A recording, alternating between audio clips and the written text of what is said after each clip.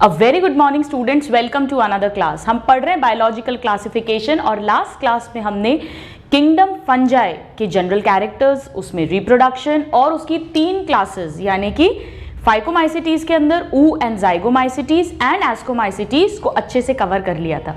आइए आज हम इसकी नेक्स्ट क्लास डिस्कस करते हैं विच इज बेसिडियोमाइसिटीज। अब काफ़ी सारे कैरेक्टर्स तो आपको ऑलरेडी आ चुके हैं, हम इतना टाइम से जो पढ़ते जा रहे हैं। सो बेसिडियोमाइसिटीज कौन बताएगा इसका और नाम क्या होता है? याद है हमने पढ़ा था, इसमें बेसिडियोकार्प बनेगा और बेसिडियोकार्प जो है वो उसमें बेसिडियम बनेगा और जैसे एस्कोमाइसिटीज में एस्कस बनता है यहाँ बेसिडियम बनेगा और बेसिडियम क्लब शेप का होता है। सो इन्हें हम क्या कहते हैं? The club fungi. The club fungi. इनके मोस्ट कॉमन मेंबर जो है मशरूम, जो मशरूम हम खाते हैं वो इसी का मेंबर है और इन्हें द गिल फंजाई भी कहते हैं। स्टूडेंट्स कई बार मशरूम को द गिल फंजाई कह देते हैं और कई बार ओवरऑल इस क्लास के लिए भी ये वर्ड आ सकता है, the Gill fungi. Now basidiomycetes में हम वैसे ही स्टार्ट करेंगे जैसे हम हमेशा करते हैं। सबसे पहले हम इसके हैबिटेट की बात करते हैं, कहाँ मिलते हैं ये। हैबिटेट की अगर हम बात करें तो ये मिट्टी में ग्रो होते हैं, सॉइल में। इसके अलावा जो ट्री के लॉग्स होते हैं, मतलब लकड़ी के गठरे होते हैं, ट्री लॉग्स या ट्री के स्टम्प्स होते हैं, उनमें मिलते हैं। और इवन स्टूडेंट्स कई सारे तो प्लांट्स में पैरासाइट की तरह भी रहते हैं, लिविंग प्लांट्स में। सो मैं यहाँ पर इनके हैबिटेट के बारे में लिखती हूँ, they are found in soil. और हर वर्ड पे क्वेश्चन आता है स्टूडेंट्स, एनसीईआरटी की लाइन है जो मैं लिख रही हूँ। Then tree stumps and logs and then inside या in living bodies of plants या living plant bodies लिखा हुआ है एनसीईआरटी में, हम living bodies of plants as parasites very very very important. Now most abundant fungi है students, ये सबसे ज्यादा abundant and most commonly seen. So let's write it, they are most abundant, सारे डायरेक्ट क्वेश्चंस हैं, and most commonly seen fungi. Most commonly seen fungi. Now students एक बड़ा interesting point है जो हालांकि एनसीईआरटी में नहीं दिया हुआ बट बहुत बहुत इंटरेस्टिंग है, और वो ये है कि आपने पढ़ा है, हमने अच्छे से समझा था कि जो लकड़ी होती है ओल्ड वुड, उसमें लिग्निन होता है। नॉर्मली तो सेल्यूलोज है, वुड मतलब किसका बना है? सेल्यूलोज का बना है। लेकिन हार्ड वुड में, ओल्ड वुड में लिग्निन भी होता है। सेल्यूलोज, लिग्निन, ये सब क्या है? ये पॉलीसेक्राइड्स हैं यानी कार्बोहाइड्रेट्स हैं।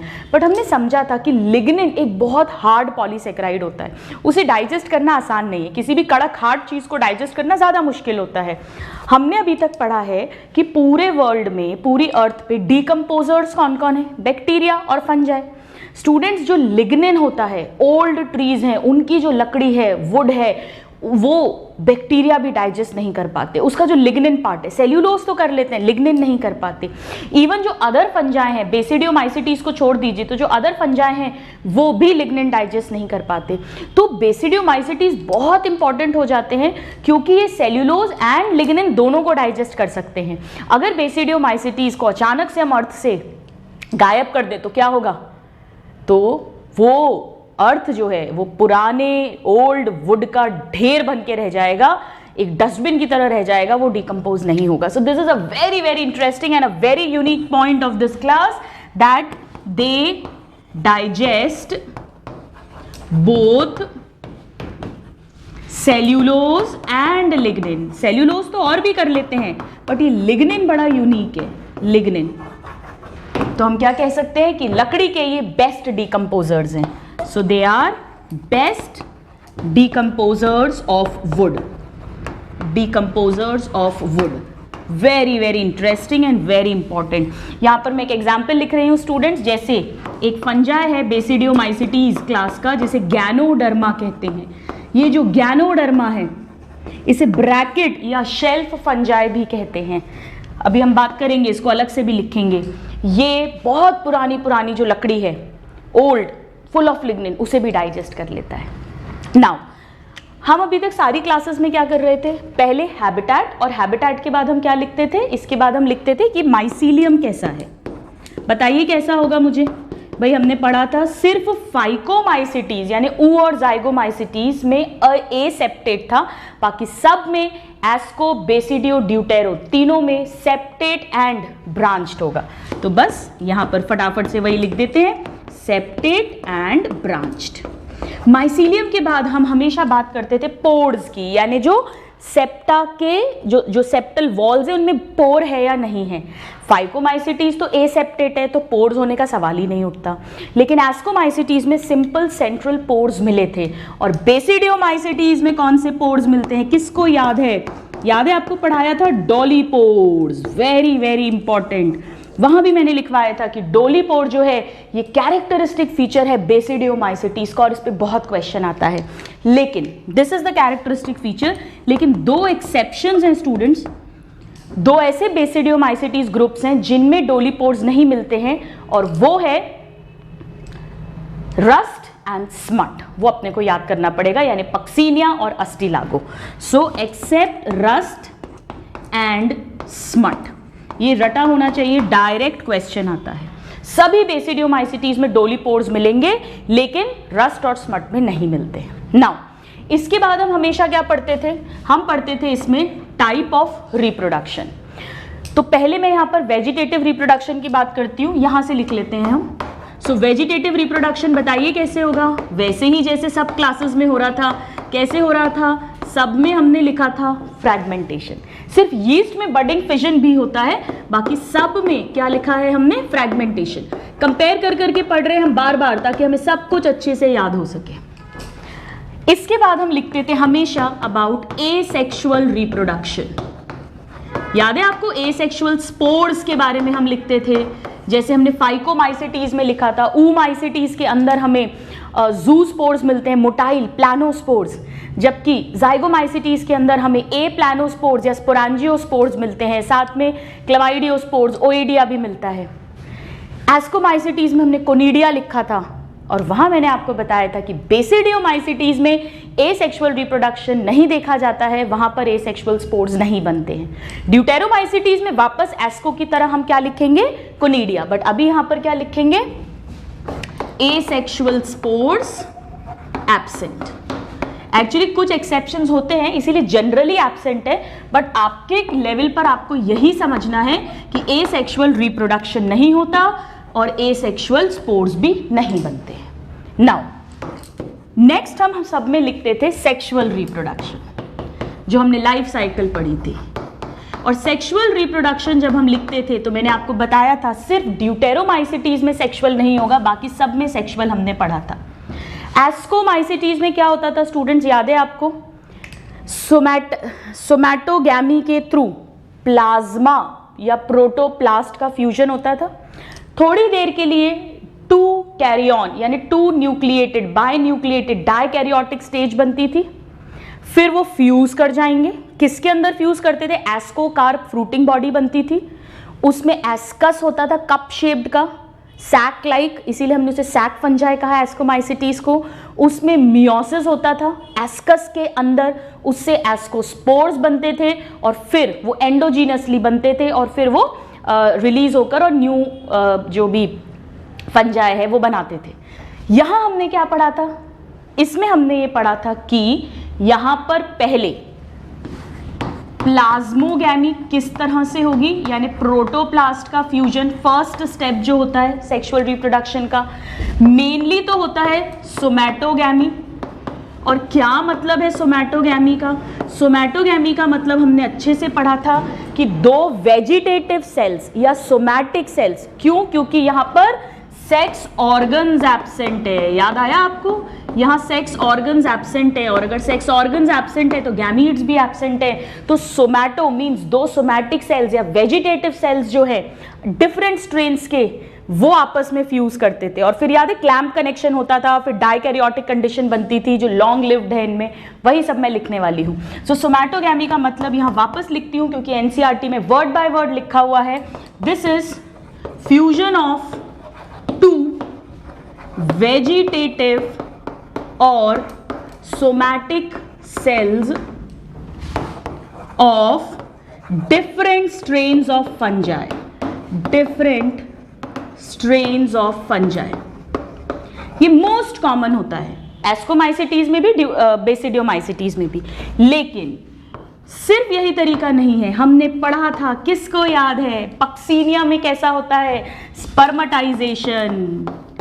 स्पर्मेटाइजेशन याद आया आपको? इसमें स्पर्मिड्स बनते थे, नॉन मोटाइल मेल गैमीट, और एक फीमेल का रिसेप्टिव ऑर्गन था ट्राइकोगाइन, उस पर ये जाते थे और फिर इनका फ्यूजन होता था।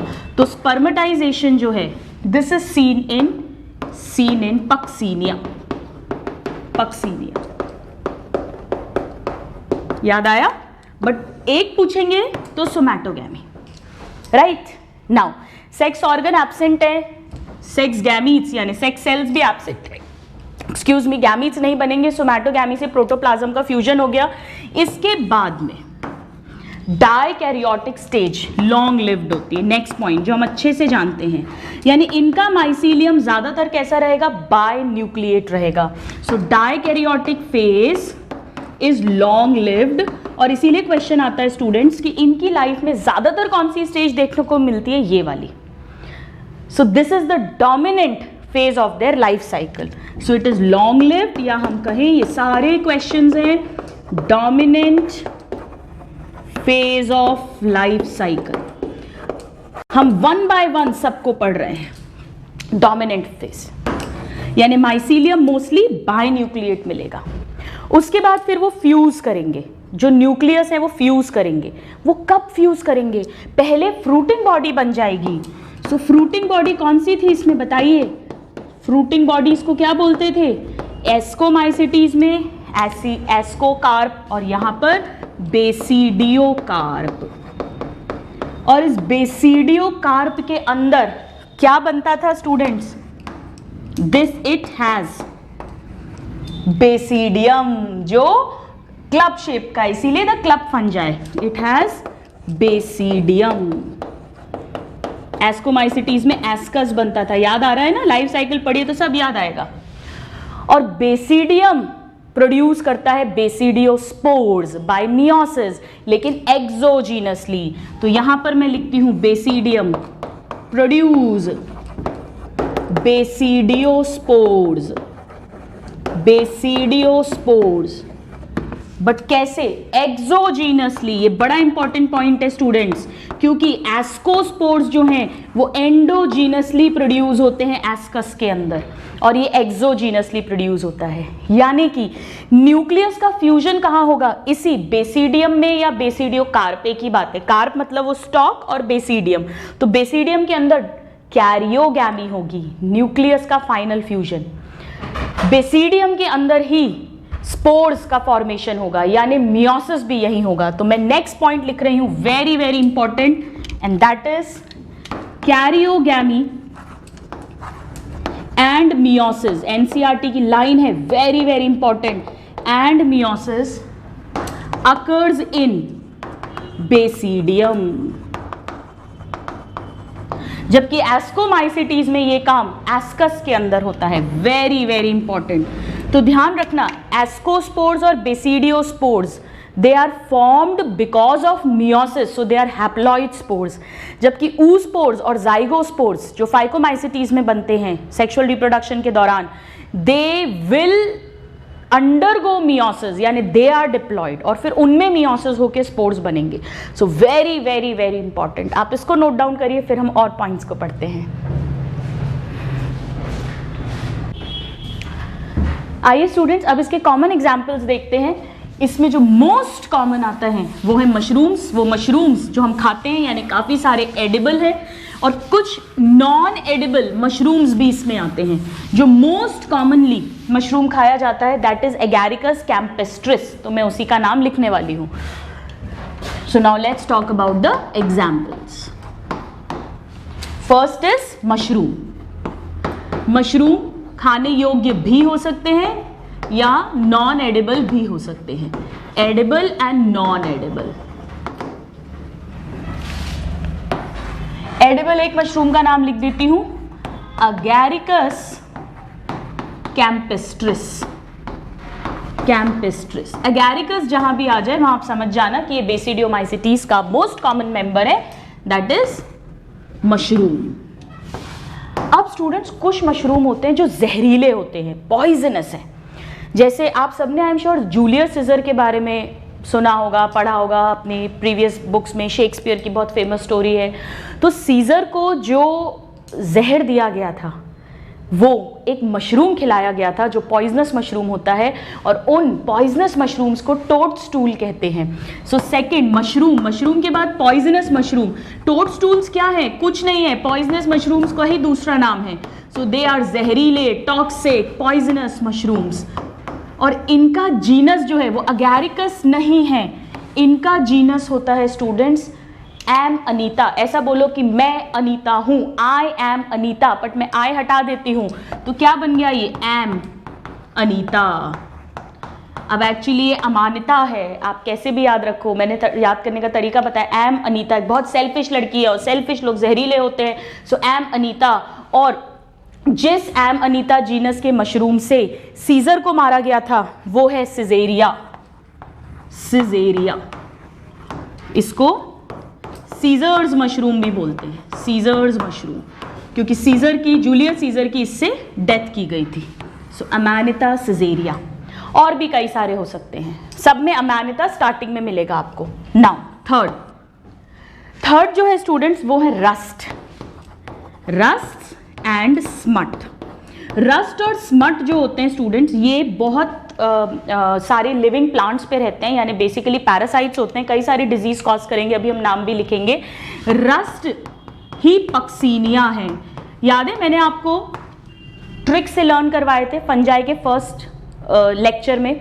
वहां पर हमने लिखा था कि मैनी रैबिट्स आर, मतलब phycomycetes, coming at नेहास party ascomycetes. Party has उल्लू, याद है, इट हैज उल्लू. सो पार्टी, पी, पी मतलब पक्सीनिया. पार्टी हैज उल्लू. उल्लू मीन्स उस्टिलागो. तो हमारी ट्रिक थी इट हैज, या पार्टी, सॉरी, पार्टी हैज उल्लू एंड. सो ये एंड था एगैरिकस. इस तरह से हमने याद किया था. सो यहां पर ध्यान रखना कि ये दो स्पेशली इसलिए भी इंपॉर्टेंट है क्योंकि इनमें डोलीपोर एब्सेंट होता है. ये क्वेश्चन पूछा जाता है, डोलीपोर एब्सेंट है. अब इसमें बड़ा कंफ्यूजन होता है, मुझे एटलीस्ट बड़ा कंफ्यूजन होता था कि एक पक्सीनिया है, एक उस्टिलैगो है, कौन सा क्या है वो याद नहीं होता. तो बड़ा आसान है, देखिए PR पर्सनल रिलेशन से आप याद रख सकते हो, या आप ऐसा याद रख सकते हो P के बाद R आता है और U के बाद S आता है. तो अस्टिलैगो स्मट है और पक्सीनिया रस्ट होते हैं. पक्सीनिया में हमने पढ़ा था स्पर्मेटाइजेशन के थ्रू प्रोटोप्लास्ट का फ्यूजन होता है. बाकी सब जितने भी हैं, चाहे स्मट्स हो चाहे एगैरिकस हो, सभी में किसके थ्रू होता है? सोमैटोगैमी के थ्रू. नाउ इसके अलावा हमें दो और याद करने हैं. एनसीईआरटी में नाम मेंशन्ड है, उसमें लिखा है कि मोस्ट कॉमन कौन से हैं? Mushroom, then bracket fungi. Bracket fungi को स्टूडेंट्स शेल्फ फंजाई भी कहते हैं, शेल्फ फंजाई. और इसमें हमें एक एग्जाम्पल जो बहुत कॉमनली याद रखना है वो है गैनोडर्मा, जो मैंने अभी आपको बताया बहुत बढ़िया लकड़ी को डाइजेस्ट करता है. So bracket fungi very very important. और ब्रैकेट फंजाई के अलावा एक और बहुत कॉमन है जिसे पफ बॉल्स बोलते हैं. और पफ बॉल्स जो हैं ये तो कॉमन नेम है, उसका नाम है students Lycoperdon. So puff balls, puff balls that is लाइकोपर्डॉन.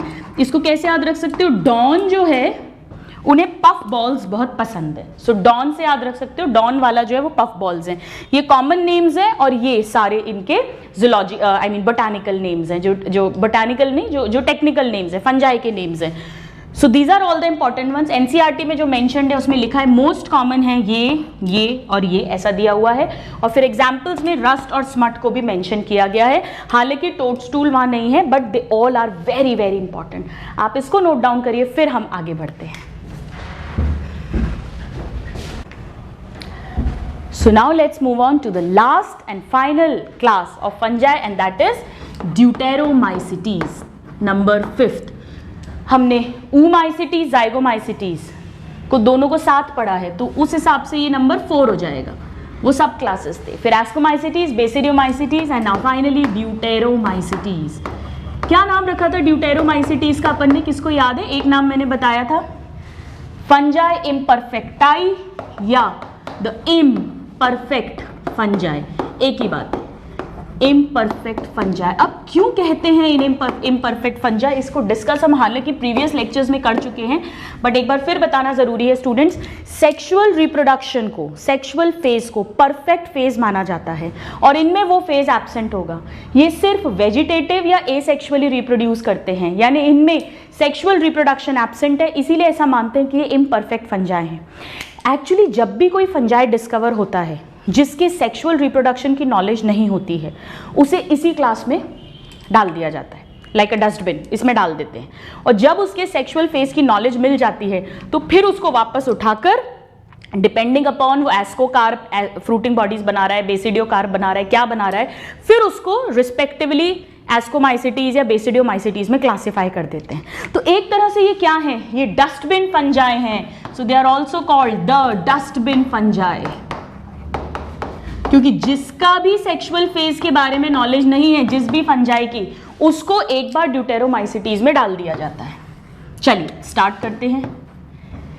अब ये कैसे होते हैं स्टूडेंट्स? सैप्रोफाइटिक, पैरासिटिक, सभी तरह के हैं. हम अभी डिजीजेस भी देखेंगे. पैरासिटिक हैं, ये बहुत बढ़िया डिकम्पोजर्स हैं स्टूडेंट्स. ये जितना भी कचरा होता है, लिटर है, उन सबको डिकम्पोज कर देते हैं. So they are decomposers of litter. और अगर ये कचरे को डिकम्पोज कर देंगे, यानी उस लिटर में जो भी न्यूट्रिएंट्स हैं, मिनरल न्यूट्रिएंट्स हैं, वो वापस सॉइल को मिल जाएंगे. यानी हम क्या कह सकते हैं, that they help in mineral recycling. In fact जितने भी सैप्रोफिटिक डिकम्पोजर फंजाई हैं, उन सभी का ये कॉमन रोल है, कोई अकेले इसका ही नहीं है, सबका ही है ये कॉमन. नाउ इनका माइसीलियम कैसा होगा? हम सब में माइसीलियम लिखते हैं, बताइए कैसा होगा? बिल्कुल एस्को और बेसिडियो की तरह, यानी कि सेप्टेट होगा और ब्रांच्ड होगा. डोलीपोड सेप्टम इसमें नहीं मिलेंगे, इसमें भी सिंपल सेंट्रल सेप्टम ही मिलते हैं. Now we always come to reproduction. सो पहले हम लिखते हैं वेजिटेटिव रिप्रोडक्शन. बताइए कैसे होगा? वही सेम घिसी पिटी कहानी, फाइकोमाइसिटीज से लेकर यहां तक सभी क्लासेस में कैसे होता है? By fragmentation. Fragmentation direct question है. और यहां पर किसको याद है एसेक्सुअल रिप्रोडक्शन कैसे हो रहा था? याद है कौन से स्पोर्स बनते हैं इसमें? यस, यू आर राइट, बिल्कुल एस्कोमाइसिटीज की तरह कोनिडिया. कोनिडिया याद है कैसे थे? चेन ऑफ स्पोर्स थे, एक्सोजीनसली प्रोड्यूस होते थे.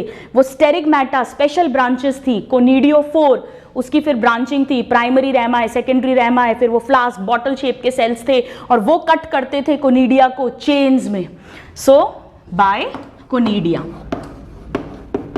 हम इसे ऑलरेडी डिस्कस कर चुके हैं. कोनिडिया एक्सोजीनसली प्रोड्यूस होते हैं on special hyphae called conidiophores. Now, very important point, sexual reproduction is absent. That means the sexual phase or the perfect phase, sexual or perfect phase of life is absent. तो asexual reproduction किसमें absent है? Basidiomycetes में. Sexual reproduction किसमें absent है? Deuteromycetes. बाकी दोनों में sexual asexual हो रहा है और वेजिटेटिव तो सब में ही है. सो this is very important point. इसीलिए फंजाई इम्परफेक्टाई बोलते हैं इसको. सो यहां पर कोई भी फंगस को इसमें ग्रुप कर देते हैं और जब उसका एक बार सेक्सुअल फेज नोन हो जाता है तो उसे बेसिडियो या एसिडियोमाइसिटीज के अंदर डाल दिया जाता है. So once the sexual phase or the perfect phase, once the sexual or perfect phase becomes known, the fungus is kept in or put in Basidio or Ascomycetes class. Depending upon वो किस तरह की fruiting bodies वगैरह बना रहा है। ये बहुत बहुत इंपॉर्टेंट पॉइंट है। कोई भी फंगस मिला, अगर सेक्सुअल रिप्रोडक्शन के बारे में अभी तक नहीं पता, इस क्लास में उसे क्लासिफाई कर देते हैं, और जैसे ही पता चल जाता है सेक्सुअल रिप्रोडक्शन के बारे में, उसे बेसिडियो या एस्को के अंदर डाल दिया जाता है। Now you note this down, then we'll write the examples of deuteromycetes. So students, किसको ट्रिक याद है? ट्रिक क्या थी? लास्ट में ड्यूटेरोमाइसिटीज के लिए क्या वर्ड लिखा था? देखो, पार्टी हैज उल्लू एंड, ये तो किसका पार्ट था? बेसिडियोमाइसिटीज का। पार्टी से पक्सीनिया, उल्लू से उस्टिलैगो और एंड से एगैरिकस यानी मशरूम। और आखिरी में ड्यूटेरोमाइसिटीज के लिए लिखा था उल्लू एंड कैट, CAT, ये रहा CAT। Colletotrichum, Alternaria and Trichoderma, these 3 belong to deuteromycetes, जिनका सेक्सुअल फेज अभी तक नहीं पता है। एक बार मैं आपके लिए क्विकली रिवाइज करती हूं उस ट्रिक के साथ सभी कॉमन एग्जांपल्स को। ट्रिक थी मेनी रैबिट्स आर, यानी म्यूकर राइजोपस, जाइगोमाइसिटीज है हालांकि, बट फाइकोमाइसिटीज का ही एक सब क्लास है वो, और साथ में ए से था एल्ब्यूगो कैंडिडा, ये तीनों है phycomycetes. Then many rabbits are, फिर था कमिंग एट नेहास पार्टी, तो सी से क्लैविसेप्स परप्यूरा, एट ए से एस्परजिलस, नेहा से न्यूरोस्पोरा जिसे हम ड्रोसोफिला ऑफ प्लांट किंगडम भी बोलते हैं, और पार्टी में पी से पेनिसिलियम एंड वाई से यीस्ट, ये हो गया एस्कोमाइसिटीज। फिर पार्टी हैज उल्लू एंड, सो पी से पक्सीनिया, यू से उस्टिलैगो, ए से एगैरिकस एंड फाइनली कैट से ये तीनों ड्यूटेरोमाइसिटीज। आप इसको नोट डाउन करिए। अभी तक हम कई सारे फंगस पढ़ चुके हैं जिनके कॉमन नेम्स हमने लिखे हैं, कई बार वो कंफ्यूजिंग हो जाता है, तो अब हम एक साथ उनकी लिस्ट बना लेंगे ताकि हमको सब कुछ क्लियर हो जाए। Please note this.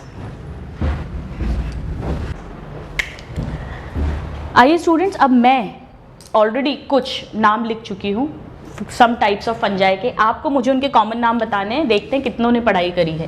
एस्कोमाइसिटीज को हम क्या बोलते हैं? द सैक फंजाई, हमने ऑलरेडी पढ़ा था द सैक फंजाई, क्योंकि इसमें एस्कस बनता है, सैक लाइक स्ट्रक्चर। बेसिडियोमाइसिटीज को हमने आज ही पढ़ा है, the club fungi, the club fungi, क्योंकि क्लब शेप्ड बेसिडियम बनता है, और इन्हें ही गिल फंजाई भी कहते हैं, गिल फंजाई। नाउ ड्यूटेरोमाइसिटीज को भी हमने आज पढ़ा है, इसे क्या कहते हैं? द फंजाई इम्परफेक्टाई, इम्परफेक्टाई या इम्परफेक्ट फंजाई, एक ही बात है। राइजोपस, अब हम जाइगोमाइसिटीज से स्टार्ट करते हैं। राइजोपस को क्या कहते थे स्टूडेंट्स? ब्लैक मोल्ड या bread mould. So black bread mould, breads पे हमारे यही लग जाता है। म्यूकर को हमने पढ़ा था डंग फंजाई या पिन, डंग मोल्ड या पिन मोल्ड। पर्टिकुलरली म्यूकर मुसीडो होता है, ये उसका स्पीशीज हो गई, इसे हम कहते हैं डंग मोल्ड, और वैसे इन जनरल हम इन्हें पिन मोल्ड भी कहते हैं। सो मैं इसे ब्रैकेट में लिख देती हूँ, राइट? ये इसकी स्पीशीज है जिसे डंग मोल्ड पर्टिकुलरली कहते हैं। न्यूरोस्पोरा को हमने पढ़ा था रेड या पिंक मोल्ड। सो न्यूरोस्पोरा को इन जनरल हम कहते हैं, क्योंकि ये कलरफुल होते हैं, इन्हें रेड या पिंक मोल्ड कहते हैं, और उसमें भी पर्टिकुलरली जो न्यूरोस्पोरा क्रासा है, इसे ड्रोसोफिला ऑफ प्लांट किंगडम कहते हैं। देखिए, अगर आपसे ऐसे पूछे कि ड्रोसोफिला ऑफ प्लांट किंगडम क्या है, राइजोपस, पेनिसिलियम, न्यूरोस्पोरा, एस्परजिलस, तो आंसर न्यूरोस्पोरा होगा, बट उसमें भी अगर स्पीशीज के नाम दे दें तो crassa. So Drosophila of plant kingdom. चलो, बहुत बढ़िया, आप सब बता रहे हो। पेनिसिलियम को हमने क्या कहा था, जिससे पेनिसिलिन मिलती है? ये ब्लू या ग्रीन कलर के होते हैं, ये भी पिगमेंटेड हैं, सो इन्हें ब्लू या ग्रीन मोल्ड कहते हैं। सो ये ब्लू ग्रीन मोल्ड है, जबकि न्यूरोस्पोरा रेड या पिंक मोल्ड है। ठीक है। नाउ यीस्ट में हमने एक पढ़ा था saccharomyces cerevisiae, very very important. Saccharomyces cerevisiae एक यीस्ट है, और ये बेकरी इंडस्ट्री में और बियर इंडस्ट्री, वाइन इंडस्ट्री में यूज होता है। तो हम इसे क्या कहते हैं स्टूडेंट्स? बेकर्स यीस्ट या ब्रूअर्स यीस्ट या बियर यीस्ट, बियर यीस्ट। ये सब हम नाम लिख चुके हैं, बट एक बार फिर से लिखना जरूरी है। और एस्परजिलस को हमने क्या कहा था, किसको याद है? एस्परजिलस को हमने कहा था वीड ऑफ लैबोरेटरी, बहुत तेजी से लैब में ग्रो करते हैं ये। So weed of laboratory, laboratory. Please note this down. Students, Aspergillus का एक और नाम हमने पढ़ा था, याद है आपको? Smoky green mould.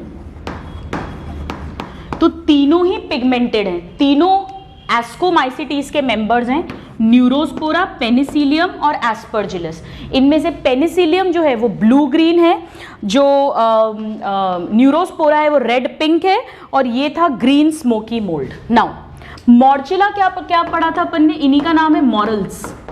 और ये कैसे होते हैं, क्या बताया था आपको? डायरेक्ट क्वेश्चन आता है, स्पॉन्जी मशरूम, एस्कोमाइसिटीज के मेंबर पढ़े थे हमने। आप आज घर पे क्या कीजिएगा, जब आप इस टेबल को नोट डाउन करें तो साथ में याद कर करके जो आपने याद किया है इनकी क्लास भी लिख लीजिए आगे, ताकि आपकी एक रिमेम्बरेंस हो जाएगी। नाउ पक्सीनिया मैंने आपको बताया था, एक स्मट है एक रस्ट है, so PR personal relation, so Puccinia is rust and Ustilago is smut. P के बाद R आता है, U के बाद S के बाद U। नाउ लाइकोपेरिडॉन, डॉन से आपको याद कराया था, क्या पसंद है डॉन को? Puff balls, this is puff balls. ये सब बेसिडियोमाइसिटीज के मेंबर हैं। पेजीजा को कहते हैं the cup fungi, the cup fungi. Now Agaricus यानी मशरूम, और इसे हम गिल फंजाई भी कहते हैं, गिल फंजाई। एक्चुअली तो गिल फंजाई पूरे के पूरे बेसिडियोमाइसिटीज को भी कहते हैं, क्योंकि इसमें मेनली मोस्ट कॉमन मशरूम्स हैं, चाहे पॉइजनस मशरूम्स हो या एडिबल नॉन एडिबल मशरूम्स हो, सो गिल फंजाई भी इन्हें कहते हैं। नाउ एम अनीता, जो बोलती है मैं अनीता हूं, बहुत सेल्फिश है, तो सेल्फिश है यानी बहुत खतरनाक है, पॉइजनस है, टोडस्टूल्स, जिसमें हमने एक स्पीशीज पढ़ी थी जिससे जूलियस सीजर को जहर दिया गया था। और गैनोडर्मा एंड पॉलीस्पोरम, ये दोनों ही ब्रैकेट फंजाई या शेल्फ फंजाई। कैसे याद रख सकते हो? ब्रैकेट से ब्लैंकेट याद रख सकते हो, तो ब्लैंकेट को शेल्फ में रख दीजिए, क्योंकि ब्लैंकेट किसके काम आता है? हमारी स्किन को ठंड से बचाता है, डर्मा। और बहुत सारे ब्लैंकेट चाहिए सर्दी में, सो पॉलीस्पोरम और गैनोडर्मा दोनों ही ब्रैकेट या शेल्फ फंजाई हैं। So these are the various common names of the fungi which we have studied. We have put them in one column so that you can remember and memorize them properly. They are direct questions which are asked. Please note this. आइए students, अब कुछ useful beneficial uses देखते हैं fungus के, और फिर हम देखेंगे कि फंगस कैसे पैरासाइट्स की तरह कई सारी बीमारियां करता है। So let's talk about economic importance of fungi, जिसमें हम पढ़ेंगे यूजफुल एक्टिविटीज ऑफ फंजाई। बताइए क्या क्या है यूजफुल? अभी हमने देखा पेनिसिलियम, हमने पढ़ा था ना, पेनिसिलियम नोटाटम से हमें पेनिसिलिन, पहली एंटीबायोटिक उसी से डिस्कवर हुई थी। पेनिसिलियम क्राइसोजीनस, जिससे आज कमर्शियल स्केल पे पेनिसिलिन ऑब्टेन होती है। So yes, they are source of antibiotics, source of antibiotics. और बताइए क्या पढ़ा है? आपको खुद बताना है ताकि रटना नहीं पड़े। बियर इंडस्ट्री में, ब्रूअर इंडस्ट्री में that is used. So source of, या अपन ऐसा लिख सकते हैं इसको, इन बियर इंडस्ट्रीज, इन ब्रूअर या बियर इंडस्ट्री, ब्रूअर या बियर इंडस्ट्री। अब मैं यहां लिख नहीं रही हूं, बट हम ऑलरेडी पढ़ चुके हैं। सैक्रोमाइसिस सेरेविसे, यीस्ट इसमें यूज होता है। इसी तरह से बेकरी इंडस्ट्री में भी ये बहुत यूजफुल है। Saccharomyces cerevisiae again in bakery industries, जो भी नान खटाई, ब्रेड, जो भी हम बेकरी के आइटम्स बनाते हैं उसमें बहुत बहुत यूजफुल है। नाउ पेनिसिलिन जब पढ़ाया था आपको तो बताया था कि पेनिसिलियम की कुछ स्पीशीज जो है वो चीज की राइपनिंग में भी बहुत हेल्पफुल होती हैं। सो इन चीज राइपनिंग, ये जब हम 12th में students microbes in human welfare पढ़ेंगे तब मैं आपको उस पेनिसिलियम का नाम बताऊंगी जो चीज राइपनिंग में हेल्प करता है। बट अभी के लिए सिर्फ चीज राइपनिंग, और मैं ब्रैकेट में लिख देती हूं पेनिसिलियम, यहां मैं दोनों जगह लिख देती हूं सैक्रोमाइसिस सेरेविसे। नाउ इसके अलावा स्टूडेंट्स ये सिंगल सेल प्रोटीन की तरह भी काम आते हैं, जो हम 12th क्लास में स्ट्रैटेजीज फॉर एनहांसमेंट चैप्टर में डिटेल में पढ़ेंगे। जैसे कि हमने पढ़ा था, याद है आपको, स्पाइरुलिना एक तरह का cyanobacteria, rich source of protein है। वैसे ही यीस्ट जो एक सिंगल सेल्ड यूनिसेल्यूलर फंजाई है, it is a rich source of protein, उसे प्रोटीन सप्लीमेंट्स की तरह खाया भी जाता है। सो सोर्स ऑफ SCP यानी सिंगल सेल प्रोटीन। स्पाइरुलिना की तो टैबलेट्स भी आती है, मैंने आपको बताया था मार्केट में, सो यहाँ पर मैं लिख देती हूँ यीस्ट इज कॉमनली यूज्ड। अब जो मैं इसका यूज बता रही हूँ स्टूडेंट्स, वो अभी तक अपन ने नहीं पढ़ा है, पर वो बहुत इंपॉर्टेंट है। हम लेटर चैप्टर्स में उसको पढ़ते हैं और आप मानकर चलो उस पर बहुत कॉमनली क्वेश्चन आता है। स्टूडेंट्स, एक फंगस है जिसका नाम है मोनस्कस परप्यूरा। क्या नाम है? मोना। तो मोना से याद रख सकते हो, मोनस्कस परप्यूरा। ये जो मोनस्कस परप्यूरा नाम का फंगस है, इससे एक केमिकल मिलता है और वो केमिकल हमारे ब्लड कोलेस्ट्रॉल को कम कर सकता है। देखिए कितना इंटरेस्टिंग है। तो जब किसी इंसान को, जब कोई ह्यूमन के कोलेस्ट्रॉल बहुत बढ़ जाता है, मोटापा, ओबेसिटी बढ़ जाती है, तो चांसेस होते हैं कि वो कोलेस्ट्रॉल ब्लड वेसल्स के अंदर उनकी वॉल्स पे डिपॉजिट हो जाए, तो स्पेस नैरो हो जाएगा, तो जो ब्लड फ्लो कर रहा है उसको कम जगह मिलेगी निकलने की, तो वो हाई प्रेशर के साथ फ्लो करेगा।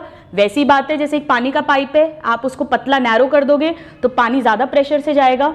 तो ऐसे लोगों में जहाँ पर ब्लड वेसल की वॉल पे कोलेस्ट्रॉल जमा हो गया, क्योंकि बॉडी में, ब्लड में कोलेस्ट्रॉल बहुत ज़्यादा है, तो ब्लड अच्छे से फ्लो नहीं कर पाता, ब्लड का प्रेशर बढ़ जाता है, बीपी की, हाई बीपी, हाइपरटेंशन की प्रॉब्लम हो जाती है, हार्ट को कम ब्लड सप्लाई मिलेगी, तो हो सकता है धीरे धीरे हार्ट अटैक और हार्ट फेलियर तक हो जाए। तो वहाँ पर जैसे ही डॉक्टर्स को पता चलता है कि ब्लड में, जब रिपोर्ट्स में आता है कि ब्लड में कोलेस्ट्रॉल लेवल्स बहुत हाई हैं, ऑफकोर्स उन्हें तो कहा ही जाता है कि आपको घी तेल कम लेना है, आप वॉक करो, एक्सरसाइज करो, बट साथ में कई बार मेडिसिन स्टार्ट करते हैं।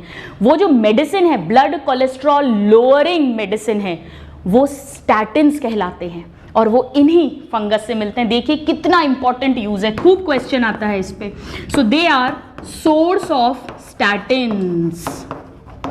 और स्टैटिन्स क्या होते हैं स्टूडेंट्स? ब्लड कोलेस्ट्रॉल को कम करने वाले chemicals. So they are blood cholesterol lowering agents. कौन सा वाला fungus? Monascus purpureus, very very important. So these are some of the useful activities of fungi जो हमने पढ़ी। एंड ऑफ कोर्स एडिबल तो है ही ये, राइट? एडिबल खाने में जैसे मशरूम्स यूज करते हैं, कई लोग मशरूम की सब्जी बनाते हैं, इटालियन फूड में मशरूम्स कॉमनली यूज होता है। So there are lots of edible mushrooms, Agaricus बहुत कॉमन है उनमें, सो उसका भी ये सोर्स है। ऑफ कोर्स प्लांट किंगडम, ये जेनेटिक्स में बहुत यूज हो रहा है, न्यूरोस्पोरा जैसे है, तो वो तो सब है ही, बट ये मोस्ट कॉमन है जो मैंने लिख दिए हैं, आप इसे नोट करिए। फिर हम हार्मफुल एक्टिविटीज ऑफ फंजाई को डिस्कस करेंगे।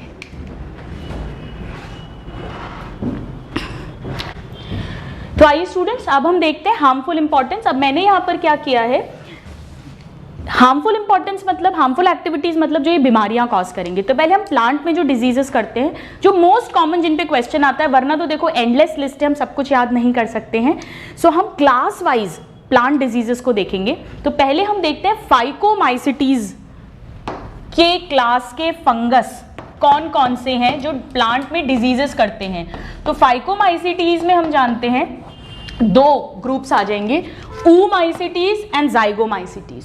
oomaicites की 4 डिजीज हमें याद रखना है, जाइगो की 1 याद रखना है, यानी टोटल फाइको की हमें 5 याद रखना है। ऊ की 2 तो मैं ऑलरेडी पढ़ा चुकी हूं, आपको याद है, मैंने आपको याद करवाया था। White rust of crucifers Albugo Candida करता है। कैंडिडा हमने कैसे याद रखा था? कैनेडा और क्रूशियल, कैनेडा क्रूशियल, इस तरह से हमने याद रखा था। एक पॉइंट और ध्यान रखिएगा स्टूडेंट्स, एल्ब्यूगो कैंडिडा जो है it's a parasite on mustard, ये एनसीईआरटी की लाइन है, क्रूसीफर फैमिली का ही मेंबर होता है मस्टर्ड या सरसों। सेकेंड हमने पढ़ी थी लेट ब्लाइट ऑफ पोटैटो, और मैंने आपको बताया था कि आयरलैंड में जो भुखमरी हुई थी, फैमीन हुआ था, उसके लिए भी यही डिजीज रिस्पॉन्सिबल थी। और हमने याद किया था स्टूडेंट्स, थोड़ा लेट, तो ये लेट और थोड़ा यानी फाइटोफथोरा इन्फेस्टेंस नाम के फंगस से ये होता है। तो ये 2 तो हम ऑलरेडी पढ़ चुके थे, 2 आपको और याद करना है। एक जो व्हीट सीरियल्स यानी चावल गेहूं, उन्हें अफेक्ट करता है, which is downy mildew in cereals and this is caused by sclerospora graminicola। आप वैसे भी ध्यान रख पाओगे, ग्रामिनिकोला, ग्राम्स मतलब सीरियल से रिलेटेड है। एक और है damping off mustard, this is caused by Pythium debaryanum. So ये 4 डिजीजेस आपको याद करनी होंगी अबाउट oomaicites। और एक जो जाइगोमाइसिटीज में होती है, हम जानते हैं मोस्ट कॉमन है स्टूडेंट्स राइजोपस, और राइजोपस क्या करता है, पस, पस मतलब ब्लैक, यानी कि जब हमारा एप्पल सड़ जाता है, काला पड़ जाता है, सॉफ्ट हो जाता है, so soft rot of apple. तो आप याद रख सकते हो, एप्पल काला पड़ गया, सॉफ्ट हो गया, सड़ गया, रॉटिंग मतलब सड़ना, तो पस, राइजोपस। तो इस तरह से हम उसे याद रख सकते हैं। सिर्फ एप्पल ही नहीं, कई सारे और फ्रूट्स भी अफेक्ट होते हैं। सो जहां भी soft rot of pineapple, apple ऐसा क्वेश्चन आएगा, आंसर राइजोपस ही होगा। तो ये हमने बात की फाइकोमाइसिटीज ग्रुप से होने वाले प्लांट डिजीजेस की। आइए अब हम देखते हैं एस्को और बेसिडियो एंड ड्यूटेरो से कौन कौन सी प्लांट डिजीजेस होती है। Please note this down. तो फाइकोमाइसिटीज की ये 5। अब एस्कोमाइसिटीज की हमें सिर्फ एक डिजीज याद रखनी है जो हम ऑलरेडी इस क्लास में भी पढ़ चुके हैं, और वो है क्लेविसेप्स परप्यूरा से होने वाली ergot of rice. Very very important, जो भी मैं लिखवा रही हूँ सब पे क्वेश्चंस आते हैं। नाउ बेसिडियोमाइसिटीज की हमें 2 डिजीज याद रखनी है। मैंने आपको लिखवाया था कि ये जो बेसिडियोमाइसिटीज है, आज ही क्लास में पढ़ा था, ये लॉग ऑफ वुड्स पे, ट्री स्टम्प्स पे, सॉइल में, और इवन पैरासाइट्स की तरह रहते हैं पेड़ों में। Smuts and rust most common. तो यहां पर बहुत आसान है, black rust of wheat, rust, rust मतलब पक्सीनिया कॉज करेगा। और यहां देखिए covered smut of barley, smut है यानी कि उस्टिलागो कॉज करेगा। सो बार्ले में जो कवर्ड स्मट डिजीज होती है उस्टिलागो होडाई स्पीशीज कॉज करती है, और व्हीट में जो होती है रस्ट डिजीज, वहां पर पक्सीनिया ग्रामिनिस ट्रिटिकाए करती है। देखो बड़ा आसान है याद करना, वैसे भी ट्रिटिकम किसकी जीनस है, व्हीट की, ट्रिटिकम एस्टिवम जीनस है व्हीट का। सो यहां पर भी ग्रामिनिस, क्योंकि ये ग्राम्स है, सीरियल है, और ट्रिटिका है। एक्चुअली स्टूडेंट सिर्फ व्हीट की ही नहीं, कई सारे ग्रेन्स की, राइस की, बार्ले की, सबकी, मस्टर्ड की रस्ट, ब्लैक रस्ट डिजीज होती है, वहां स्पीशीज चेंज हो जाती है। तो ऑप्शन में पक्सीनिया दिया होगा और उसके साथ में जो भी स्पीशीज दी होगी, तो आप पहचान सकते हो आराम से। आप इसको नोट करिए। फिर ड्यूटेरोमाइसिटीज हमने पढ़ा था, वो भी सैप्रोफिटिक भी है और पैरासिटिक भी है, उनसे होने वाली प्लांट डिजीजेस को हम एक बार लिख लेंगे। सो फाइकोमाइसिटीज में 5, एस्को में 1, बेसिडियो में 2, ड्यूटेरो में देखते हैं कितनी है। नाउ स्टूडेंट्स, 1 हमने याद की एस्को में, 2 याद की बेसिडियो में, 5 याद की फाइको में, और अब हमें 3, 1, 2 और 3, एस्को में 1, बेसिडियो में 2 और ड्यूटेरो में 3 प्लांट डिजीजेस को याद करना है। यहां पर बड़ा इंपॉर्टेंट है, ध्यान से देखिए, early blight of potato. Oomycetes में late blight of potato cause होती है, ऊमाइसिटीज। फाइटोफथोरा इन्फेस्टेंस जो फैमिन ऑफ आयरलैंड के लिए रिस्पॉन्सिबल है, थोड़ा से हमने लेट याद किया था, थोड़ा लेट, सो फाइटोफथोरा से। ये अर्ली ब्लाइट ऑफ पोटैटो है, ये ड्यूटेरोमाइसिटीज से होती है, ऑल्टरनेरिया सोलेनिया, सोलेनम पोटैटो का बोटानिकल नेम है, और ऑल्टरनेरिया हमने वो जो कैट पढ़ा था उसमें ए ऑल्टरनेरिया ही था। दूसरा red rot of sugar cane, बहुत बहुत कॉमन है स्टूडेंट, जो शुगर केन की स्टेम होती है वो सड़ जाती है, लाल रंग की हो जाती है, फसल खराब हो जाती है, डिजीज है ये। ये कॉलिटोट्राइकम हमने पढ़ा था, कैट का सी, सो कॉलिटोट्राइकम फेकेटम से होती है। और वेरी इंपॉर्टेंट, राइस की फसल को पूरा खराब कर देती है, leaf spot of rice, rice की पूरी पत्तियां सड़ जाती हैं और राइस की पूरी यील्ड खराब हो जाती है। ये होता है स्टूडेंट्स हेमिन्थोस्पोरियम ओराइजे। ओराइजा किसका है, राइस का ही बोटानिकल नेम है। स्टूडेंट्स ये जो डिजीज है ये रिस्पॉन्सिबल थी बंगाल की भुखमरी के लिए। 1942-43 में बंगाल में फैमिन हुआ था, क्योंकि हम जानते हैं बंगाल जो है वहां पर ज्यादातर क्या खाया जाता है, वहां पर चावल ही स्टेपल फूड की तरह खाए जाते हैं, पूरा चावल खराब हो गया था, वहां पर भुखमरी फैल गई थी। सो बंगाल फेमिन के लिए ड्यूटेरोमाइसिटीज ये रिस्पॉन्सिबल है, और आयरलैंड के फैमिन के लिए ऊमाइसिटीज यानी फाइकोमाइसिटीज का फाइटोफथोरा रिस्पॉन्सिबल है। वहां आलू की फसल सड़ी थी, यहां पर चावल की फसल सड़ी है। अब हमने 3 ड्यूटेरोमाइसिटीज पढ़े थे, ऑल्टरनेरिया, कॉलिटोट्राइकम और एक ट्राइकोडर्मा। अभी तक ट्राइकोडर्मा की कोई प्लांट डिजीज हमने नहीं पढ़ी है स्टूडेंट्स। ट्राइकोडर्मा जो है वो एनिमल्स में, हमारे में भी, इवन ह्यूमंस में भी, रिंग वर्म जिसको दांत खाज खुजली बोलते हैं, एक फंगल डिजीज, एक स्किन डिजीज कॉज करता है, बट प्लांट्स में नहीं करता, इसलिए मैंने यहाँ प्लांट्स में उसको नहीं लिखा है। Now we will talk about some animal diseases which are caused by fungus. So let's see, अब हम बात करते हैं animal diseases caused by fungi. ये सारी क्या है, ये सारी थी plant diseases caused by fungi. Ascomycetes की 1 याद रखनी है, बेसिडियो की 2, ड्यूटेरो की 3, फाइको की 5। देखिए वैसे तो लिस्ट एंडलेस है, बच्चे पूछते हैं कि मैम अगर इनके अलावा आ गया तो बिल्कुल आ सकता है, बट बिलीव मी वो जो 5% पेपर जो कुछ भी आ सकता है उससे कभी सिलेक्शन नहीं रुकता, उससे कभी कॉलेज डिफरेंस नहीं आता है। आपके लिए इंपॉर्टेंट है उस 95% पेपर को अपने हाथ में करना, ताकि सिलेक्शन और even your dream college nobody can stop you from getting. उस 5% के पीछे कोई नहीं भाग सकता है, क्योंकि वो एंडलेस है। आप इतना पढ़ोगे यहां से आ सकता है, इतना पढ़ोगे यहां से आ सकता है, इतना पढ़ोगे यहां से आ सकता है। तो हम वो बात कर रहे हैं जो 95 to 98% पेपर कवर करता है। सिलेक्शन क्या, आप अंडर 10 आ जाओगे अगर इसी 95% को आपने चारों सब्जेक्ट्स में मास्टर कर लिया। चलिए आइए एनिमल डिजीजेस की बात करते हैं। सो पहली डिजीज है रिंग वर्म। इस डिजीज को हम 12th क्लास में भी पढ़ेंगे students, human health and disease में। इसमें ये जनरली कहाँ होता है, इन जगहों पे, इस जगह पे, थाइज का जो इनर एरिया है जहाँ भी थोड़ा वार्म ह्यूमिड टेम्परेचर रहता है, क्योंकि हम जानते हैं ऐसी नमी वाली जगह पे और हल्की सी गर्माहट वाली जगह पर ही फंगस ग्रो करती है।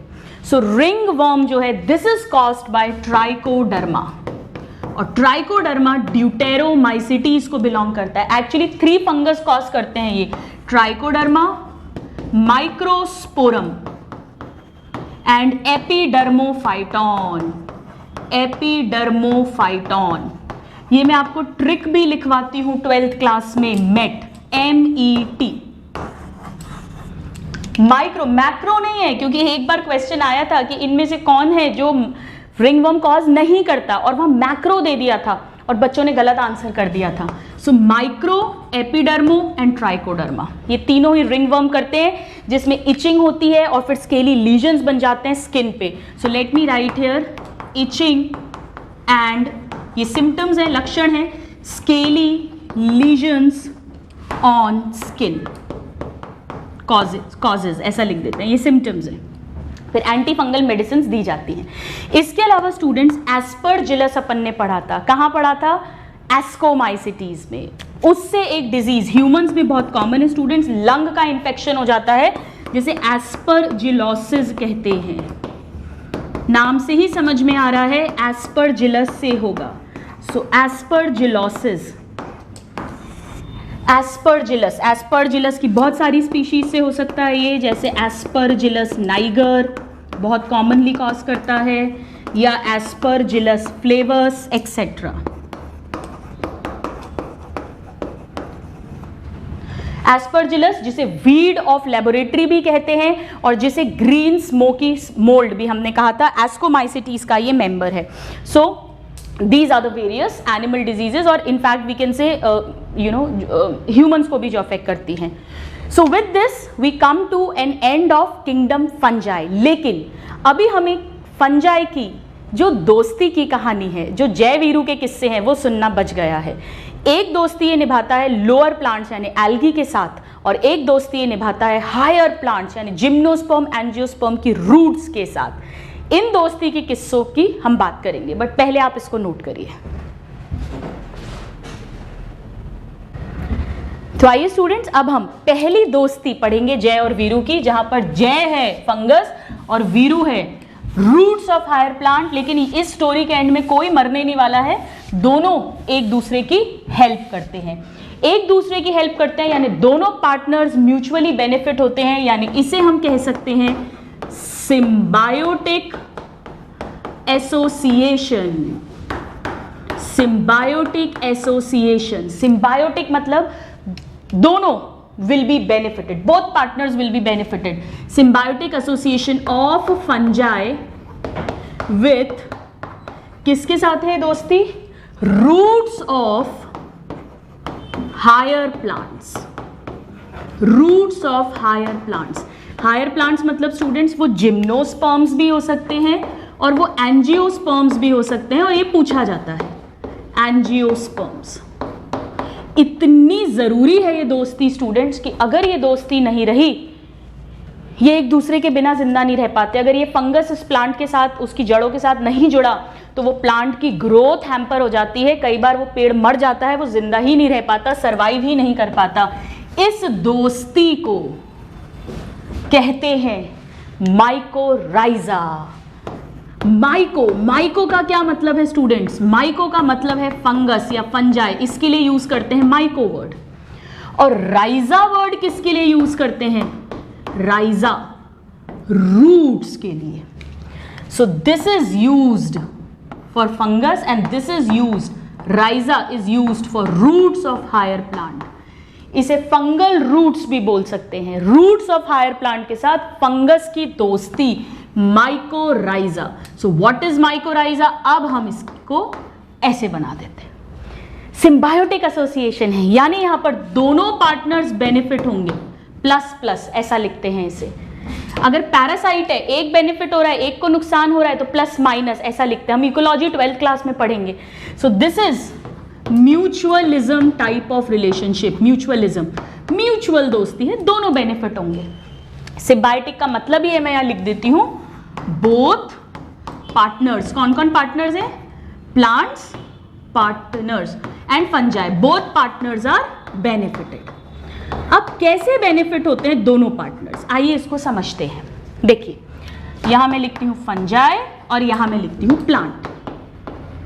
ये जो फंजाई होता है ये प्लांट की जड़ों के साथ जुड़ जाता है जाके, और जब ये जड़ों के साथ जुड़ जाता है तो अब ये जो फंगस होती है, मुझे ये बताइए कि फंगस अपना खाना खुद बना पाती है, ऑटोट्रॉफिक है या हेट्रोट्रॉफिक है? हमें पता है ये हेट्रोट्रॉफिक है, अपना खाना खुद नहीं बना सकती। तो पेड़ अपना खाना खुद बनाते हैं, लीव सिंथेसाइज करेंगी फोटोसिंथेसिस से शुगर्स को, तो वो शुगर्स को वो रूट्स में भी ट्रांसफर करेंगी, तो वो जो रूट के सेल्स हैं वो खाना दे देते हैं फंजाई को। तो फंजाई को खाना मिल रहा है और रहने की जगह, बेसिकली पीजी अकोमोडेशन मिल रहा है। तो मैं यहां लिख देती हूं benefits to fungi and benefits to plant. Fungi को क्या मिलता है? Number 1 gets food and number 2 shelter. तो खाना और शेल्टर, रहने की जगह मिल गई और खाना मिल गया, क्योंकि वरना तो ये हेट्रोट्रॉफिक होता है। और बदले में फंगस क्या करेगा? स्टूडेंट्स हम जानते हैं कि फंगस का बॉडी स्ट्रक्चर कैसा होता है? माइसीलियम की तरह ब्रांच्ड, फैला हुआ पूरा।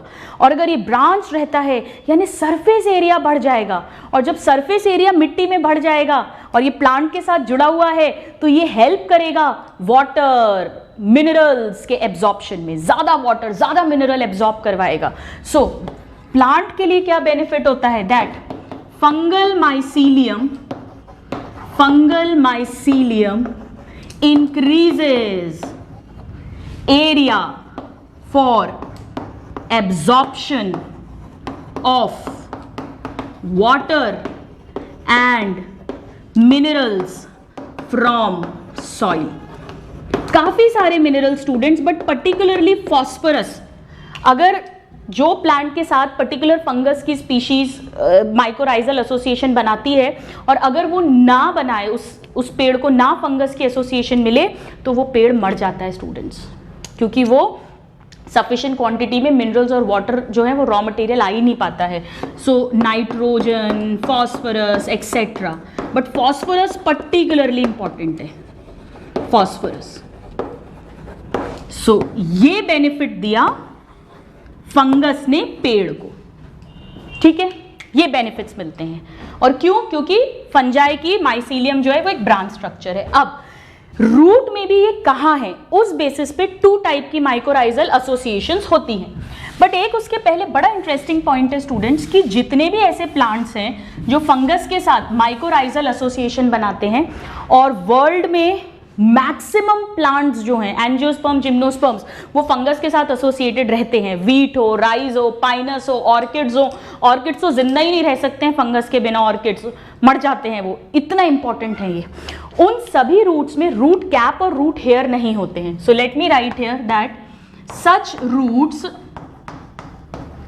Roots do not have root cap, वरना रूट कैप हमने पढ़ी थी रूट की टिप पर होती है, तो ये तो फंगस को एसोसिएट होने ही नहीं देगी। So they do not have root cap and root hair. Root hair का क्या काम था स्टूडेंट्स? रूट हेयर भी तो सरफेस एरिया बढ़ा देते थे, लेकिन अब तो फंगस के कारण ही इतना सरफेस एरिया बढ़ रहा है। सो रूट हेयर भी नहीं होते हैं। Very very important, not have root cap and root hair. Now let's talk about 2 types of mycorrhizal associations. Basis क्या है कि फंगस की लोकेशन क्या है। आप कहोगे मैम रूट्स है, रूट्स तो है बट रूट्स में भी कहाँ है, आइए समझते हैं। सो types of mycorrhiza. So mycorrhiza के टाइप्स, यहां पर बेसिस क्या है, हर क्लासिफिकेशन का कोई बेसिस होता है, यहां पर बेसिस है स्टूडेंट्स लोकेशन ऑफ फंजाई। अभी मैं समझाऊंगी तो अच्छे से समझ आ जाएगा आपको। चलिए पहला देखते हैं क्या होता है स्टूडेंट्स, इसमें समझिएगा।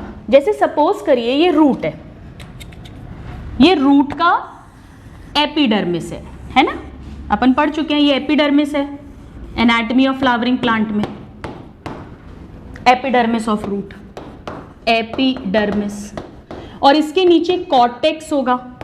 इस तरह से पैरेन्काइमेटस सेल्स हैं ये, इनके बीच बीच में स्पेसेस होती हैं, इंटरसेल्यूलर स्पेसेस होती हैं।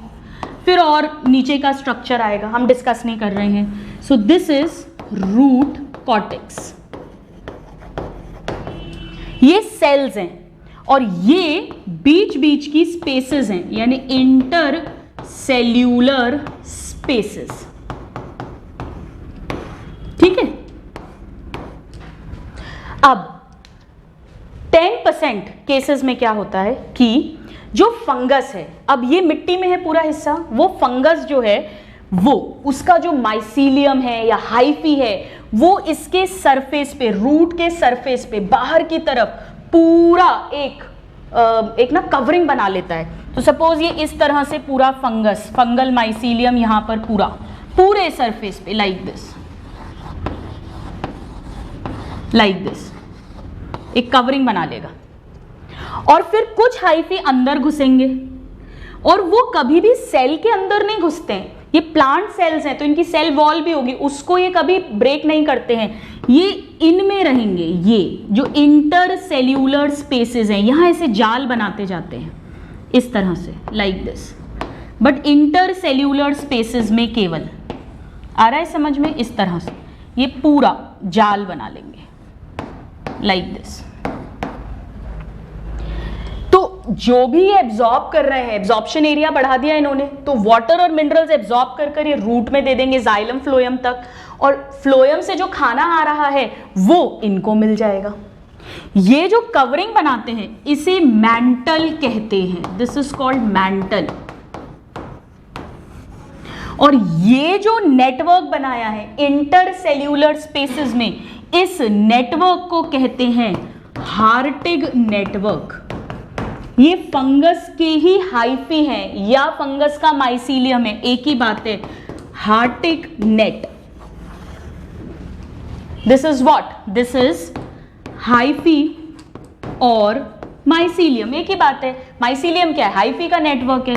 सो हाइफी और mycelial network in intercellular spaces, intercellular spaces in cortex of root, in cortex of root।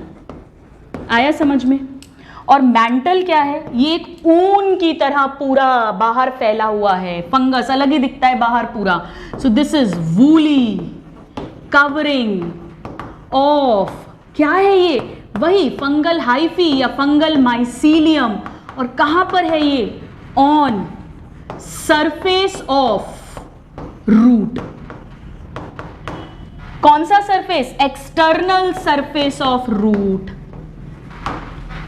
और क्योंकि यहां पर हाइफी एक्सटर्नल सरफेस पे फैला हुआ है, इसे कहते हैं स्टूडेंट्स एक्टोमाइकोराइजा। एक्टोमाइकोराइजा, जैसे कि Pinus root, ectomycorrhiza, very very important, first type का माइकोराइजा। सो हम क्या लिख सकते हैं, एक्टोमाइकोराइजा का मतलब है fungal hyphae forms a woolly covering on the external surface of root and then they penetrate into intercellular spaces forming Hartig network, but they never penetrate inside the cells. So hyphae or mycelium do not penetrate the cortex cells, the cortical cells. इनके अंदर यानी intracellular नहीं जाते हैं, sales के बीच बीच में ही रहते हैं. 10% टाइप के माइकोराइजा इस तरह के होते हैं. एग्जाम्पल एक लिख देती हूं यहां पे, पाइनस. पाइनस की रूट्स के साथ इसी तरह से एसोसिएशन शो करते हैं फंजाई. लेकिन कुछ फंजाई ऐसे होते हैं स्टूडेंट्स जो बाहर ऐसे नेटवर्क नहीं बनाते हैं, बाहर से नहीं दिखेगा आपको, वो अंदर अंदर ब्रांचेस हाइफी नेटवर्क बनाएंगे. इंटरसेल्यूलर तो बनाएंगे ही, साथ में कॉर्टेक्स की वॉल को भी पियर्स कर देंगे, सेल वॉल को, और प्लाज्मा मेम्ब्रेन के थ्रू अंदर घुस जाएंगे. हालांकि ये मत समझना कि वो इस सेल को डैमेज कर देंगे, सेल को डैमेज नहीं करते हैं, दोस्ती है ये, एक दूसरे का नुकसान नहीं करते हैं. लेकिन इंटरसेल्यूलर भी मिलेगा वो नेटवर्क और इंट्रासेल्यूलर भी मिलेगा. सेल वॉल को पेनिट्रेट करके सेल मेम्ब्रेन को इन्वेड कर देता है, हालांकि प्रोटोप्लास्ट को, लिविंग मैटर को डैमेज नहीं करता है, क्योंकि वहां पर हाइफी या फंगस का माइसीलियम कॉर्टेक्स के सेल के अंदर भी मिलेगा, तो उसे एंडोमाइकोराइसा कहेंगे. यहां पर माइसीलियम सिर्फ बाहर मिल रहा है, एक्सटर्नल सरफेस पे या सेल्स के बाहर बाहर यानी इन स्पेसेस में. सो दिस इज एक्टोमाइकोराइजा. आप इसको नोट करिए, फिर हम एंडोमाइकोराइजा को फटाफट से लिख लेते हैं. नाउ स्टूडेंट्स, यहां पर एक बात और लिखिएगा कि जनरली यहां पर जो फंगल पार्टनर होता है, लेट मी राइट हियर, जो फंगल पार्टनर है फंगस, वो जनरली बेसिडियोमाइसिटीज वाली क्लास की होती है जो एक्टोमाइकोराइजा बनाते हैं. एग्जाम्पल है किसका, पाइनस रूट. सो यहां पर हम क्या लिख सकते हैं, इसे एक्टोमाइकोराइजा क्यों कहा है, क्योंकि यहां पर हाइफी कहां मिल रहे हैं, एक्सटर्नल सरफेस पे, नंबर 1, और नंबर 2 अंदर तो जा रहे हैं लेकिन सेल के अंदर नहीं घुस रहे हैं, सेल के बीच बीच में मिल रहे हैं. सो अब मैं इसे हटा देती हूं, राइट. होपिंग आपने ये लिख लिया है. And now we will talk about the second type.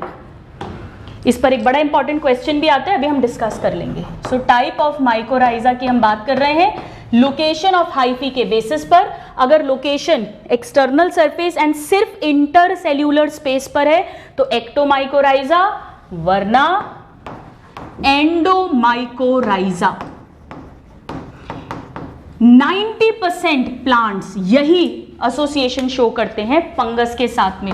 90% plant families, they are more common, ऐसे करके क्वेश्चन आ सकता है. और यहां पर जो फंगल पार्टनर होता है वो कॉमनली फाइकोमाइसिटीज होते हैं, लाइक ग्लोमस. कॉमनली, और भी हो सकते हैं, कॉमन बात कर रहे हैं हम, कॉमनली. तो इनमें क्या होगा, इनमें जैसे अगर ये एपिडर्मिस है, इसके सरफेस पर कोई मैंटल नहीं मिलेगा, ये कॉर्टेक्स के सेल्स हैं. यहां पर जो हाइफी हैं वो इंटरसेल्यूलर भी हैं. ऑफ कोर्स ये नेटवर्क तो बन ही रहा है इस तरह से जाल, लाइक दिस. और कुछ हाइफी अंदर भी घुस रहे हैं लेकिन डैमेज नहीं करते हैं, डैमेज नहीं करते हैं, ये इंपॉर्टेंट है. तो हम यहां पर क्या लिख सकते हैं, that fungal hyphae penetrates root, penetrate roots both intercellularly and intracellularly. Penetrate root spreading both. ये इंपॉर्टेंट पॉइंट है. इंटर तो वहां भी था, so intercellularly and and intracellularly, cell के अंदर. और ये सब कॉर्टेक्स के सेल्स की बात हो रही है. Intracellularly, very very important, without damaging the cells, without damaging cortical cells. Actually ये क्या करते हैं, ये सेल वॉल को पार्शियली ब्रेक करेंगे और सेल मेम्ब्रेन को इन्वेजिनेट कर देंगे. So cell wall is broken partially and plasma membrane is invaginated. But cell damage नहीं होगा, ये इंपॉर्टेंट बात है। यहां पर स्टूडेंट अगर हम इस एक सेल को देखें जिसके अंदर इस तरह से फंगल हाइफी के हमें ब्रांचिंग दिख रही है, इसे आर्बस्क्यूलस कहते हैं। तो इस तरह के माइकोराइजा को एक और नाम दिया जाता है, this is also known as VAM, और ये क्वेश्चन पूछा जाता है इसका फुल फॉर्म क्या है नंबर 1, और ये किस तरह का माइकोराइजा है ये भी पूछा जाता है। ये एंडोमाइकोराइजा है, मतलब वेसिक्यूलर V, आर्बस्क्यूलर माइकोराइजा। एक्चुअली कई सारे पैटर्न्स बनते हैं स्टूडेंट्स, उनके अलग अलग नाम हैं, बट आपके नॉलेज में, आपके लेवल पर, आपकी क्लास में आपको ये एक ही आना चाहिए कि ये वैम यानी वेसिकुलर आर्बस्क्यूलर माइकोराइजा, क्योंकि यहां पर इंट्रासेल्यूलर सेल्स के अंदर भी ये हाइफी घुस रहे हैं। काम वही होगा, इन सेल्स से जो लीव्स से फोटोसिंथेसिस के कारण फूड आ रहा है वो ले लेंगे, रह भी रहे हैं, जगह भी मिल रही है रहने की, घर मिल रहा है, और बदले में जो भी एब्जॉर्ब कर कर लाए हैं मिनरल्स, वाटर, वो इन कॉर्टिकल सेल्स को दे देंगे। So ecto endo forms mantle on outer surface and Hartig net intercellular space only। यहां पर no mantle, inter and intracellular network दोनों बनेगा, also called VAM vesicular arbuscular mycorrhiza। यहां पर 10% प्लांट फैमिलीज इस तरह की एसोसिएशन शो करती हैं, जनरली बेसिडियोमाइसिटीज क्लास के साथ। यहाँ 90% प्लांट फैमिलीज इस तरह की एसोसिएशन शो करती हैं, जनरली फाइकोमाइसिटीज मेंबर्स या एस्कोमाइसिटीज भी होते हैं। और एक्टो और एंडो दोनों में ही दोस्ती है, सिम्बायोटिक रिलेशनशिप है बिटवीन फंगस यानी myco and roots of higher plants like gymnosperms, angiosperms. यहां पर मैं एक एग्जाम्पल तो लिख दूं कम से कम, ऑर्किड रूट्स, जैसे वहां पाइनस रूट्स लिखा है, यहां लिख देते हैं ऑर्किड रूट्स। स्टूडेंट्स, माइकोराइजा जो है इस एसोसिएशन को, इस दोस्ती को एग्रीकल्चर में बड़ा कॉमनली यूज करते हैं। मार्केट में ये वैम एंडोमाइकोराइजा, ये जो फंगस होती है उसकी बनाने के लिए, उसके ना पैकेट्स आते हैं वाइट कलर का, एकदम जैसे पाउडर होता है ना, ऐसा पैकेट रहता है। वो पैकेट लाते हैं और वो मिट्टी में डाल देते हैं, तो उसमें एक्चुअली फंगस है। वो फंगस ही है, वो पाउडर जो है, वो फंगस पूरा पेड़ों की जड़ों में फैल जाती है, पूरा माइसीलियम बना लेता है। और अगर एंडो वाला है, जनरली यही यूज करते हैं क्योंकि 90% प्लांट्स इसी को जो है यूज करते हैं, तो ये फिर अपना हाइफी पूरा इंटर सेल्यूलर स्पेसेस में फैला देता है, और production, yield of the plant जो है, ग्रोथ ऑफ द प्लांट जो है, वो मेनी फोल्ड्स टाइम बढ़ जाती है। तो आप ये मानकर ही चलिए स्टूडेंट्स की कॉमनली खेती में ये माइकोराइजा का, एंडोमाइकोराइजा, वैम, आप किसी किसान को पूछोगे तो उसको भी वैम का मतलब पता होगा कि हाँ, ये वैम जो है हम एक तरह से खाद की तरह यूज करते हैं, जो केमिकल नहीं है, वो कुछ जीवाणु हैं, जीव है, जिसको हम मिट्टी में डाल देते हैं और उससे पेड़ जो है वो आसानी से, उसकी जड़ें जो हैं वो मिट्टी से पानी और मिनरल्स को खींच लेती है। सो भले ही उनको ये फंजाई और इस तरह का नॉलेज ना हो, वैसे तो सब आजकल फार्मर्स को बहुत, they have lot of scientific knowledge, they are being trained, educated, so they also know कि ऐसे वैम के पैकेट्स आते हैं मार्केट पे। सो वेरी वेरी इंपॉर्टेंट, आप एक तरह का बायो फर्टिलाइजर भी कह सकते हैं, एक तरह से एक लिविंग ऑर्गेनिज्म को हम यूज कर रहे हैं फर्टिलिटी ऑफ द सॉइल बढ़ाने के लिए, बेसिकली ताकि ज्यादा प्लांट ग्रोथ हो सके। कई पेड़, जैसा मैंने ऑर्किड्स बताया, वो तो अगर फंगल उसकी रूट्स के साथ एसोसिएटेड नहीं है तो वो जिंदा ही नहीं रह पाते हैं, वो इतना सा भी पानी और मिनरल्स नहीं ले पाते कि वो अपनी लाइफ पूरी कर सके, and then they die. So very very interesting and very very important topic. एक दोस्ती हमने आज देख ली इसकी, रूट्स ऑफ हायर प्लांट्स के साथ। अगली दोस्ती हम देखेंगे कि एल्गी पार्टनर के साथ इसकी दोस्ती जो होती है वो क्यों होती है, ये कैसे एल्गी को बेनिफिट करता है, एल्गी कैसे इसको बेनिफिट करता है, and much more. Till then, a very happy learning and have a good day. Thank you.